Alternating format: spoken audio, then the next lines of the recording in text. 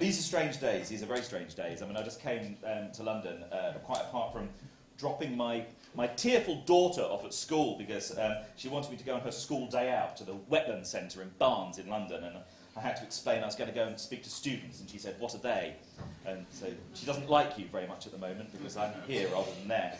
But these are also strange days because as I was leaving London, the news was coming through about the massive tsunami hitting Japan, and we're talking about a different kind of emergency, a sort of long emergency, and maybe at the heart of that is the reason why it's proved so hard to motivate and get people involved. These are also strange days because I gave a talk just a couple of days ago, and it was my first experience ever of being kind of tweeted in mid-talk. And I went home and all my friends were saying, "Hey, these people are kind of tweeting about you." And I thought, that's like a real-time evaluation, which is utterly terrifying. So I thought I'd bring my mobile phone, and if I see anybody tweeting, I'll retaliate and I'll tweet back. Okay? Bloody useless audience. These are strange days. These are strange days because we got invited in to speak to the Treasury the week before last. We'd done a report called "Where Did Our Money Go?" And this guy phoned up and said, "Would you come and kind of just give us a little presentation to me and my colleague?" And we went in. We opened the door to the room, and there were 25 Treasury officials sitting around a table, sitting there, looking wide-eyed and expectant. And we suddenly realised that they might actually think that we knew where the money had gone. And it gets stranger still, because they clearly enjoyed that experience. We've been invited back in, there's no kidding, we've been invited back in by the unit dealing with systemic risk and crisis management to explain how the monetary system works. Just think about that for a while. I'm as disturbed as you are. Anyway, I thought these are also strange days because, I mean, you can't make this stuff up. When the two most highly paid individuals in Barclays Bank are called Bob Diamond and Rich Richie. It's as if the system is inviting us to pull it down. I mean, they are... Who writes the script? I don't know. Interesting quick reflection on the Limits to Growth report as well, because there was a fairly systematic review done of the original projections by an Australian academic. And in spite of the fact that the modelling that was available to the original MIT team was really quite basic and they had to make the usual simplifying assumptions, the extraordinary thing was that within reasonable bounds of probability, they were pretty much spot on. They were pretty much spot on. Interesting reflection also in that about almost a century before that, the chemist Svante Arrhenius, who first pointed out the specific link between the likelihood of global warming and our economic activity and use of fossil fuels, with no computers to play with, was also pretty much spot on in terms of the bounds of climate change that we're experiencing today. So these problems we're dealing with are not new.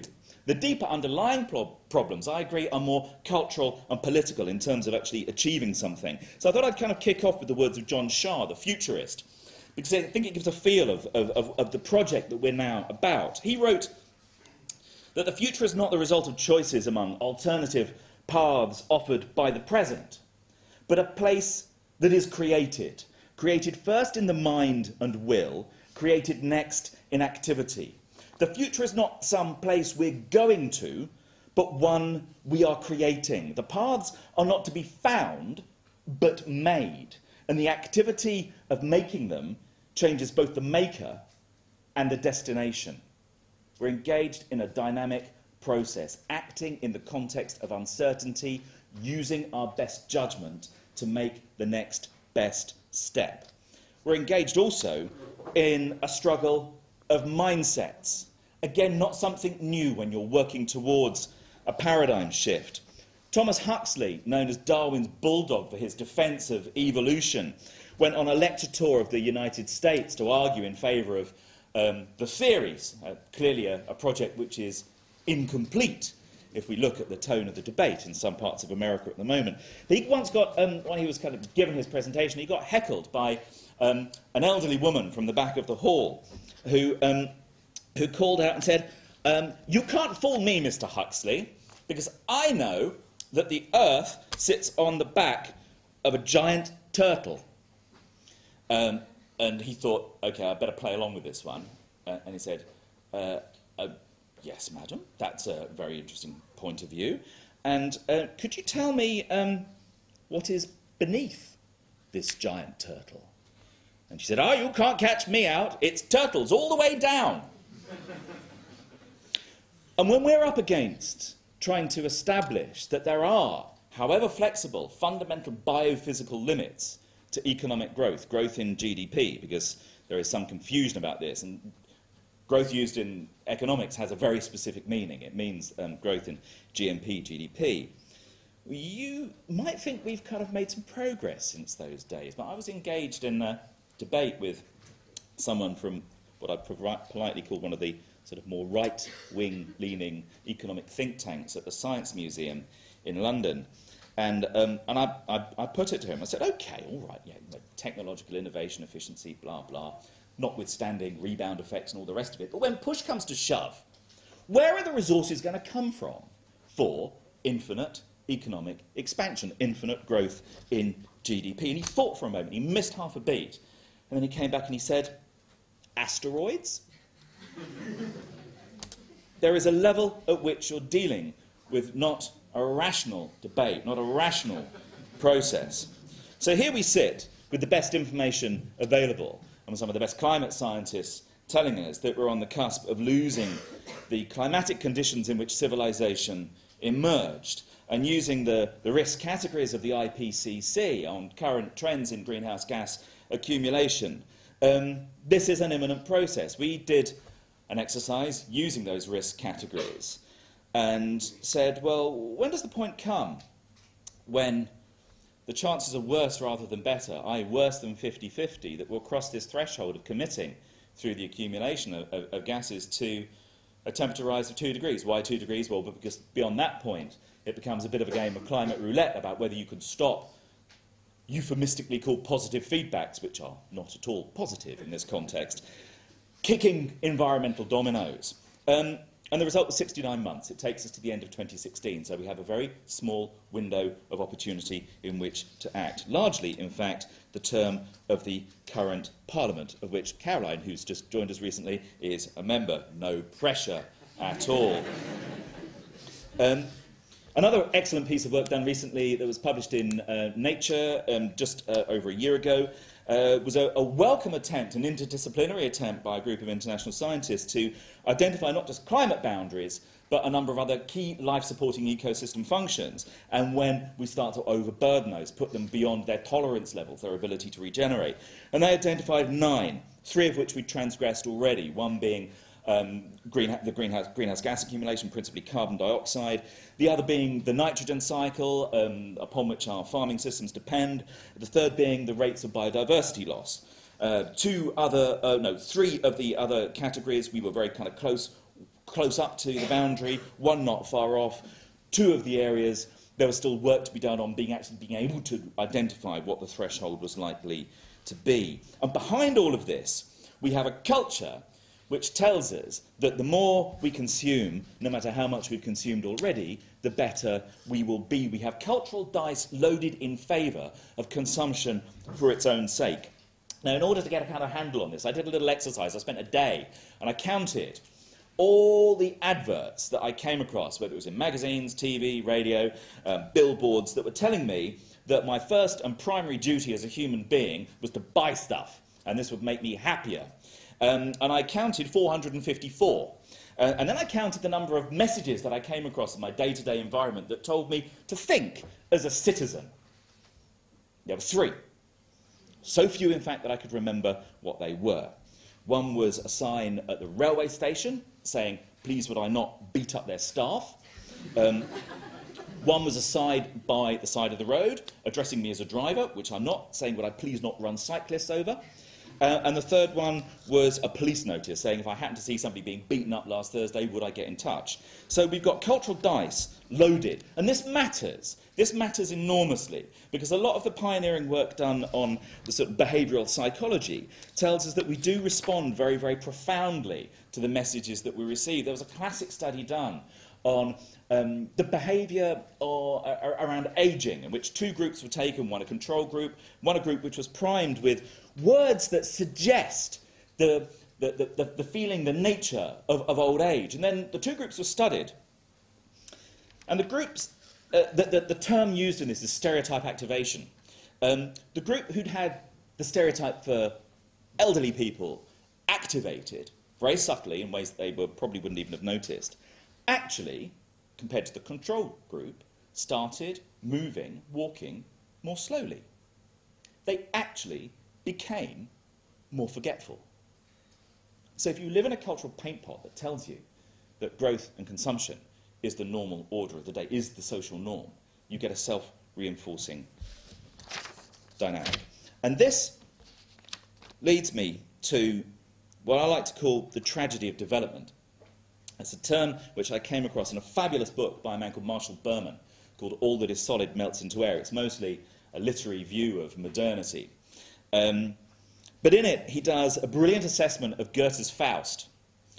And he makes the point that there's something deeply Faustian in the pact that civilization has made to advance its material standards of living through economic growth. You know, instead of in the Faustian tale of the soul being sold for personal advancement, in this case it's the way that we've liquidated our natural assets, and particularly in the case of climate change. And he talks about the character of first and the various incarnations he goes through until he becomes his final incarnation, which he describes like this. Finally, in his last transformation and romantic quest for self-development, he will work out some of the most creative and some of the most destructive potentialities of modern life. He will become the consummate wrecker and creator, the dark and deeply ambiguous figure that our age has come to call the developer. And he, I think, dramatises the central contradiction of the global economy, because in Berman's words again, Faust is convinced that it is the common people, the mass of workers and sufferers, who will benefit most from his work. But he's not ready to accept responsibility for the human suffering and death that clear the way. Goethe's point is that the deepest horrors of Faustian development spring from its most honourable aims and its most authentic achievements. So here we have the aim of growth wrapped in self-important modernity, ignoring the cost of the means and then losing sight of the original ends. And we become locked in, we become culturally locked in, we become physically locked in through the infrastructure that we have for transport and energy, buildings. And we become economically locked in with the model that we have and the way things are priced, the way that money is created, with interest charged, with the fiduciary duties placed upon the management of our publicly limited companies to maximise shareholder returns. And it goes on and it goes on. And there's much, I think, irony in the fact that the economic model we have, the current disequilibrium it's creating in the natural environment, springs from a model that's called general equilibrium theory, that has lots of very peculiar assumptions at its heart, such as the fact that markets enjoy perfect information and perfect competition, that there are no barriers to entry in any market, that we are all thoroughly rational, and that we are so-called utility maximisers. What's that? Jeremy Bentham, the godfather of the concept of utility in this context, says that it's the principle on which things are judged according to their ability to augment or diminish the happiness of the party whose interest is in question. Now, behavioural economics tells us that we're actually very bad at making those kinds of choices. And when that concept of utility maximisation gets linked to the dynamic of growth, weird and dangerous things happen. Because the only way that mainstream economics thinks we can measure how we're maximising our utility is through what we spend. Because that's the proxy for understanding how we improve our condition. But it throws up peculiar quirks, such as, today is a beautiful day. If I decided to go for a walk on the downs or in the woods and came away feeling transcendently blissful at the nature of the early spring, economics would think I'd be having a really shit time. Or at least a time so bad that it didn't register positively on the economy. If, alternatively, my drains had got blocked at home and I had to go to B&Q and get in a queue to buy some hideous acid to pour down my drain to clean it, I would be, according to economics, much happier. I will be maximising my utility. We have a fundamental problem with the economic growth model that we have and the way that economics thinks about these things, which is bizarre, actually, because the very creation of national income accounting, GNP, GDP, was an artefact of war planning before the Second World War. Simon Kuznets, the economist, helped develop this as a tool for planning production. And he was really explicit at the outset that you should not assume that it is an overall comprehensive guide to how well your economy is doing. He was really explicit about that. He put a big health warning on it. It rapidly got forgotten. So now we have this strange situation where many, many, many decades later, and I'm cheating a little bit because this is not exactly what he was talking about, but when Alan Greenspan stood up at the height of the economic crisis, the banking crisis of 2008, and speaking to a Senate committee, said, I discovered a flaw in the model that I perceived as the critical functioning structure that defines how the world works. Whoops.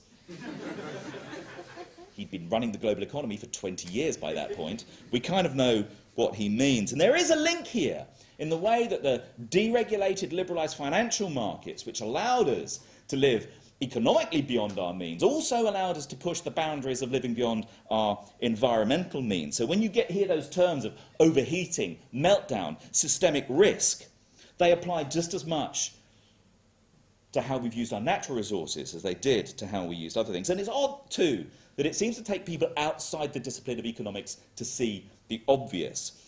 When Professor Roderick Smith at the Royal Academy of Engineering at Imperial College gave a lecture just over a year ago, he made this rather obvious point, which seems to have been blind to the profession of economics for the last 100 years. He pointed out that the 3% growth rate, typical of the rate of a developed economy, or at least it was until the banking crisis, leads to an economic doubling in the size of the economy in just over 23 years. If you're a fast-growing developing country at 10%, that would happen in 7 years.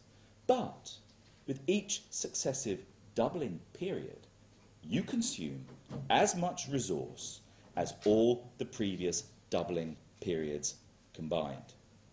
There is a clash between the laws of physics and the rules of economics. Herman Daly, the great environmental economist, made the point that since the Earth itself is developing without growing, it follows that a subsystem of the Earth, the economy, must eventually conform to the same behavioural mode of development without growth. Now, when is that eventually? If you listen to James Hansen of the NASA Goddard Institute for Space Studies, he'd tell you, well, right now, our rule of thumb is at the very least within 69 months. Now, is there a techno fix for all of this? Again, the laws of physics and thermodynamics kind of unfortunately get in the way. Daly again makes the point, the notion that we can save the growth forever paradigm by dematerialising the economy or decoupling it from resources or substituting information for resources is fantasy. He says we can surely eat lower down the food chain, but we cannot eat recipes. Now, Kevin Anderson at the Tyndall Centre for Climate Change Research has looked at the OECD as a whole and said, well, what rate of growth would be compatible with limiting climate change? And he comes to the conclusion that there is no rate of growth for the OECD countries compatible with restraining climate change, global warming, below even a 2, 3 or 4 degree temperature rise. And we have to stay below 2 degrees. It's interesting that actually, we think of limits to growth as being this first dawning moment of consciousness, but actually at the very birth of political economy, back to the days of Adam Smith and John Stuart Mill, the notion that that economies would grow forever was seen as a bit strange. Mill wrote about what he called the stationary state, and he assumed actually that they were quite close back then to getting to the point where their basic material needs would be met, and they'd start to develop in other ways, in cultural ways. And yet the myth of the necessity and the logic of infinite growth has persisted. But I just wanted, one of my favourite ones, forgive me if you've heard this before, but 5 years before Limits to Growth came out, a quite colourful economist called E.J. Meachan wrote a book called The Costs of Economic Growth. Much as people who criticise the logic of growth today, he was criticised back then. People said to him, what about the cost of not growing? What about the poor people who need economic growth? And this was the one where they always thought they'd caught him. What about the fact that raw materials haven't actually run out yet? To which he replied, a man who falls from a 100-storey building will survive the first 99 stories unscathed. were he as sanguine as our technocrats, his confidence would grow with the number of stories he passed on his downward flight and would be at a maximum just before his freefall abruptly halted.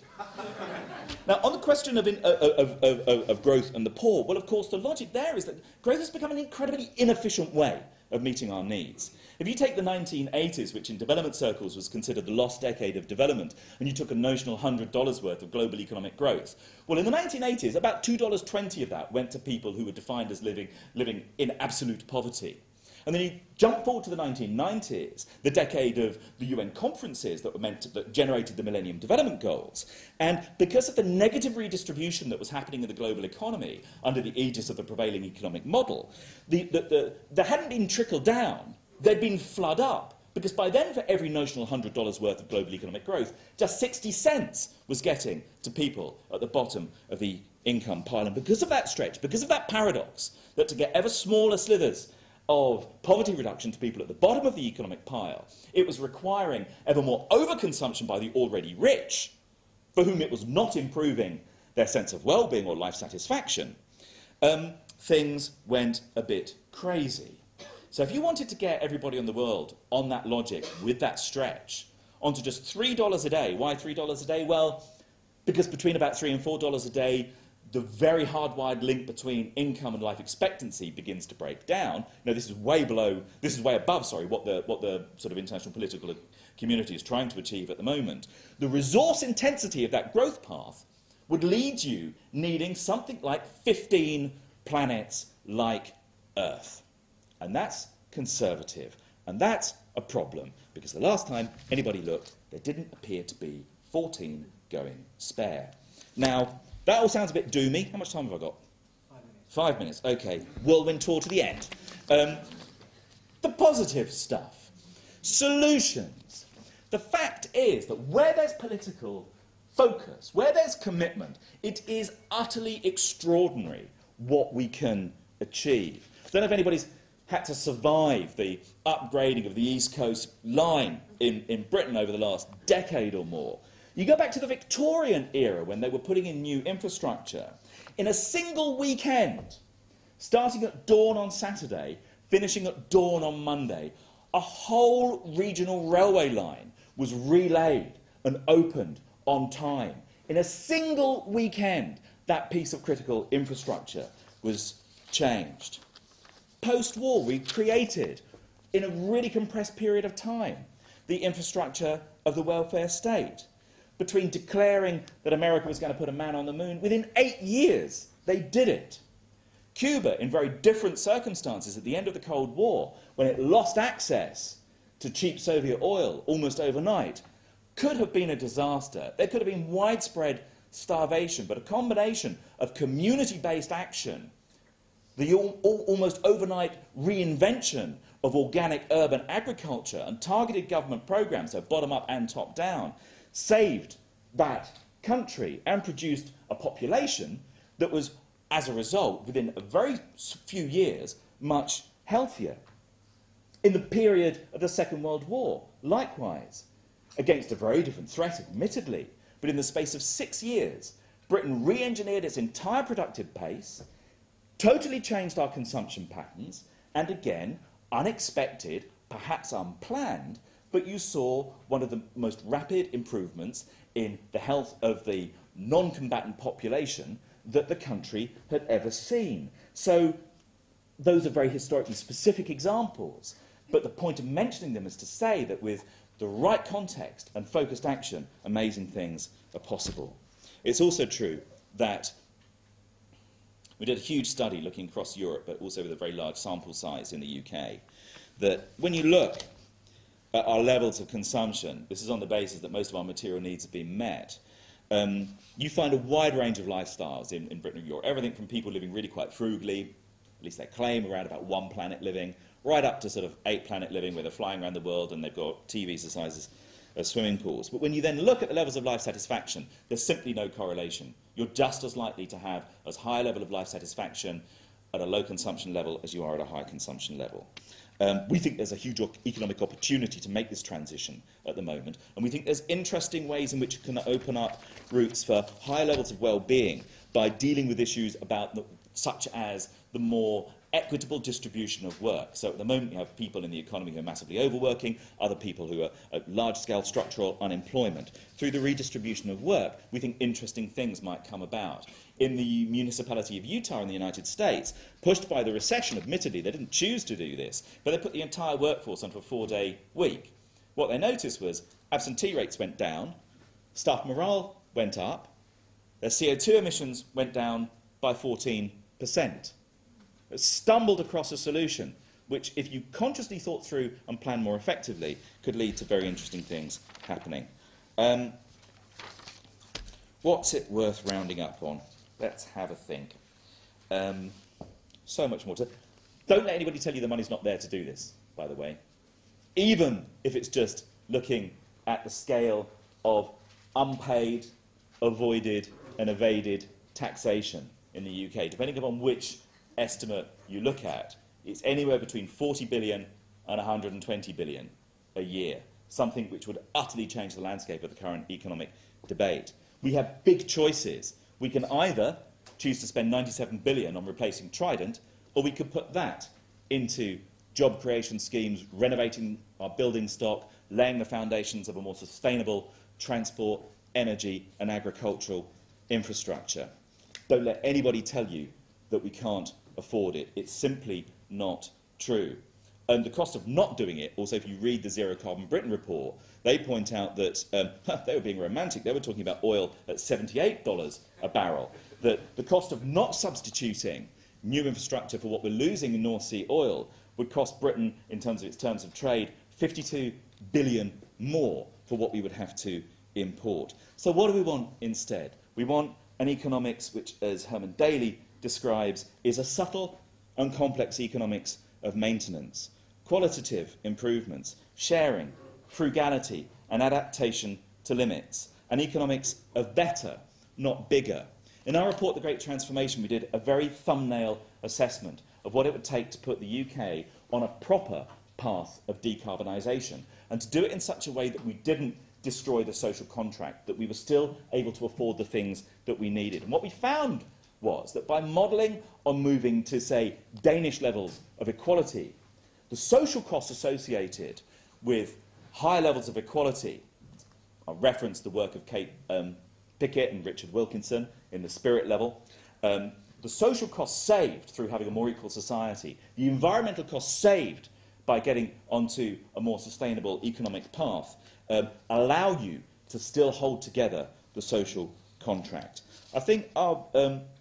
so much more to say, so little time to say it. Just remember that from where the mainstream is coming at this, as you'll hear on the evening news and you'll read in the papers, this rush to get back to growth as the solution to the current problem. They don't have answers to these systemic challenges. Their answer, ultimately, when push comes to shove, is no better than asteroids. We have to come up with something better, and I think we can. And I thought I'd leave you with just a quote from my favourite man at the moment. His book was written in the 1980s, Marshall Berman. I've got several quotes I thought I could finish on here. One is 1st century AD. Another one is from Robert Kennedy, but I think a lot of people have heard that. Another one is from Edward Abbey, bit of a cool dude, don't know if you know him, American conservationist, quite radical. But I'm going to give you this one. If you want the others, send me an email. And I consider these comments addressed to me. I mean, I don't know how many people here would consider themselves middle class. How many people consider themselves broadly, generally middle class here? I know I am.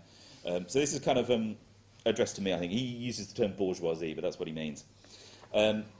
If we look behind the sober scenes that the members of our bourgeoisie create and see the way they really work and act, we see that these solid citizens would tear down the world if it paid.